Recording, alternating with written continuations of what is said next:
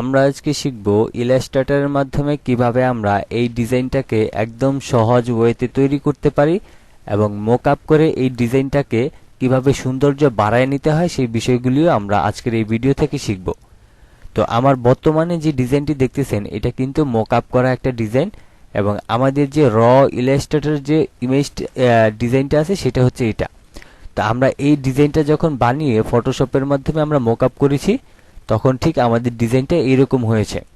তো এই সম্পূর্ণ প্রসেসিংটা শেখার জন্য শুরু থেকে শেষ পর্যন্ত দেখতে হবে, তাইলে আপনি ইজিলি করতে পারবেন।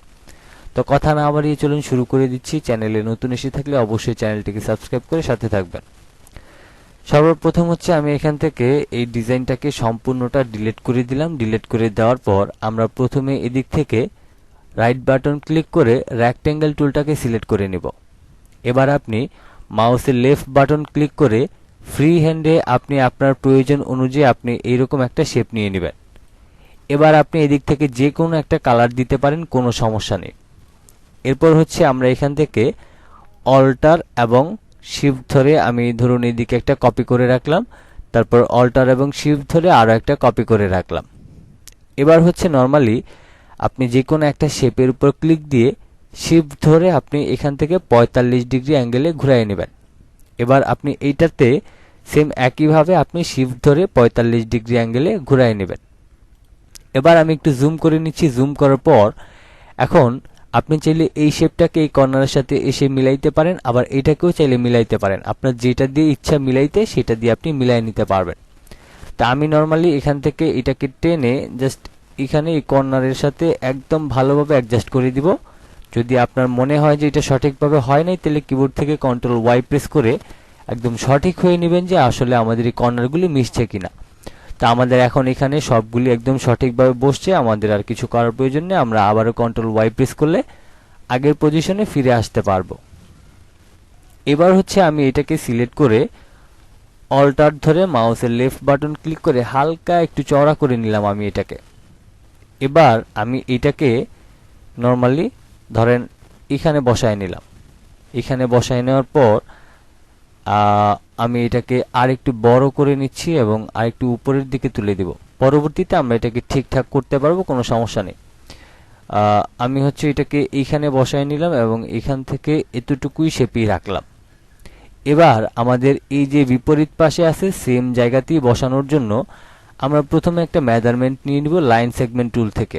যেমন আমরা এই কর্নার থেকে আমরা এতটুকু পর্যন্ত আমরা শিফট ধরে একটা লাইন নিয়ে নিলাম। এবার আমরা এখান থেকে একটা স্ট্রোক কালার দিয়ে দিচ্ছি যাতে আমরা সহজে এটাকে বসাতে পারি। যেমন প্রথমে আমরা এটাকে অল্টার এবং শিফট ধরে আমি এই কর্নার থেকে এটাকে এখানে বসায় নিলাম। এবার এটাকে আপনি অল্টার ধরে এবং শিফট ধরে আপনি জাস্ট নর্মালি এখানে বসায় দিবেন, তাইলে দুইটা শেপ আমাদের পারফেক্টলি বসে যাবে। এবার আপনি এখান থেকে এটাকে ডিলিট করে দিতে পারেন, এগুলি আর আমাদের প্রয়োজন পড়বে না। এবার হচ্ছে আপনি এখান থেকে দুইটাকে একসাথে সিলেক্ট করে উপর থেকে হালকা একটু কমায় নেবেন এবং নিচ থেকে হালকা একটু কমায় নেবেন। আমাদের এত বড় লাগবে না, আমরা আর একটু কমায় নিচ্ছি। ওকে, তো এবার হচ্ছে আমাদেরকে যে কাজটা করতে হবে, আমাদের এই দুইটা শেপকে আমরা কিবোর্ড থেকে কন্ট্রোল জি চেপে গ্রুপ করে নিলাম এবং এইটাকে সিলেক্ট করে আমি এখান থেকে একটা রোলার নিয়ে নিচ্ছি। রোলারটাকে ঠিক মাঝ বরাবর বসায় নেবেন। এবার আপনি এখান থেকে রাইট বাটন ক্লিক করে রেক্ট্যাঙ্গেল টুলে যাবেন। এবার অল্টার এবং শিফট ধরে আপনি এইরকম একটা শেপ নিয়ে নেবেন। এবার আমি এখান থেকে ফিল কালারটা দিয়ে দিচ্ছি রেড কালার। এটাকে টেনে এখন আমি এখানে নিয়ে আসলাম। এবার হচ্ছে আমরা এখান থেকে রাইট বাটন ক্লিক করে রেক্ট্যাঙ্গেল টুলে যাব এবং এখান থেকে আমি একটু ছোট্ট করে আমি এইরকম আমি একটা শেপ নিয়ে নিব। এবার হচ্ছে আমরা এখান থেকে এটাকে ব্ল্যাক কালার করে দিলাম। এবার কিবোর্ড থেকে কন্ট্রোল সি কন্ট্রোল এফ দিয়ে এটাকে আরেকটা কপি করে আমি 90 ডিগ্রি অ্যাঙ্গেলে রোটেট করে নিলাম। এখন আমি এটাকে এই যে এটার মাঝখানে বসিয়ে দিব। মাঝখানে বসিয়ে দিয়ে আমরা সম্পূর্ণটাকে সিলেক্ট করে নিব এবং এখান থেকে শেপ বিল্ডার টুলে যাব। এবার আপনি জাস্ট অল্টার ধরে মাউসের লেফট বাটন ক্লিক করে সম্পূর্ণ কালো অংশগুলিকে আপনি কেটে দিবেন, তাইলে আমাদের এই শেপটা জানালার মতো হয়ে যাবে। তো এবার আমি এটাকে ব্ল্যাক কালার করে দিলাম। ব্ল্যাক কালার করে দেওয়ার পর এখন হচ্ছে আমরা এখান থেকে এটাকে একদম প্রপারলি মাঝখানে বসায় নিব, যেখানে বসায় নিলে আমাদের এটা সুন্দর লাগে। তো এই হচ্ছে আমাদের ডিজাইন। এখন আমরা এখান থেকে টাইপ টুলে গিয়ে আমরা লিখে নিব WOOD উড HOUSE, আমরা উড হাউস লিখে নিলাম।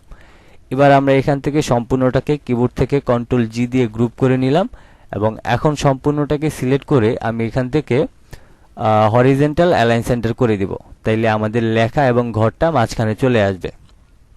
এবার হচ্ছে আমাদের মোকআপ করার পালা। আমরা এখান থেকে সম্পূর্ণ অংশটাকে কেটে দিচ্ছি। তো এইটা হচ্ছে আমাদের মোকআপ ফাইল, আমরা এটাকে ওপেন করে নিলাম। ওপেন করার পর আমাদের সামনে ঠিক এইরকম একটা ফাইল ওপেন হবে। এবার আপনি হচ্ছে এখানে দেখেন ইওর লোগো হেয়ার নামের একটা অপশন আছে। আপনারা এই বিষয়টা নিয়ে একদমই কিছু বুঝতেছেন না, তো এটা নিয়ে আমি একদম আলাদা একটা ভিডিও বানাবো, যাতে লোগো মোকআপের যে সমস্যাগুলি সেগুলি সমাধান করতে পারেন। তো এবার আমি এখানে মাউসের লেফট বাটন ডাবল ক্লিক করলাম। ডাবল ক্লিক করার পর দেখেন আমাদের সেম লোগোটাই কিন্তু এখানে আছে, কিন্তু বিষয়টা হচ্ছে আমাদের এটা দিয়ে আমরা মোকআপটা তৈরি করেছি, সেজন্য এটাই এখানে থাকবে। আমি এখন এখান থেকে ব্যাক স্পেস প্রেস করলে ডিজাইনটাকে কেটে দিলাম।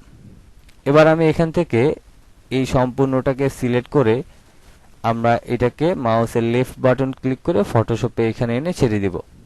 ছেড়ে দেওয়ার পর এখানে একদমই ছোট আকারে আসবে, আপনি জাস্ট অল্টার ধরে আপনি আপনার প্রয়োজন অনুযায়ী এটাকে বড় করে নেবেন। আমি এটাকে এতটুকু বড় করে নিলাম। এবার এখান থেকে টিক মার্কে দিয়ে দিবেন। এখন এখানে আপনাদের আর কোনো আহামরি কাজই করা লাগবে না। আপনি যেটা করবেন কিবোর্ড থেকে Ctrl+S প্রেস করবেন। Ctrl+S প্রেস করলে এখানে একটু লোড নেবে। লোড নেওয়ার পর আমাদের এই ট্যাবে অটোমেটিক্যালি কিন্তু আমাদের যে ডিজাইনটা আছে সেটা কিন্তু সেভ হয়ে যাবে। তো দেখেন আমরা কিন্তু সহজে এই ডিজাইনটা তৈরি করে ফেললাম। তো এখন এই যে এখানে যে আমাদের ব্ল্যাক কালার ছিল, কিন্তু এটা মোকআপ করার পর যে এই কালার হয়ে গেল, এটা কিভাবে? তো দেখেন এখানে যে মোকআপটা বানানো আছে সেটা হচ্ছে এই কালারের জন্য বানানো আছে এবং এই কালারটাই ফিক্সড করা।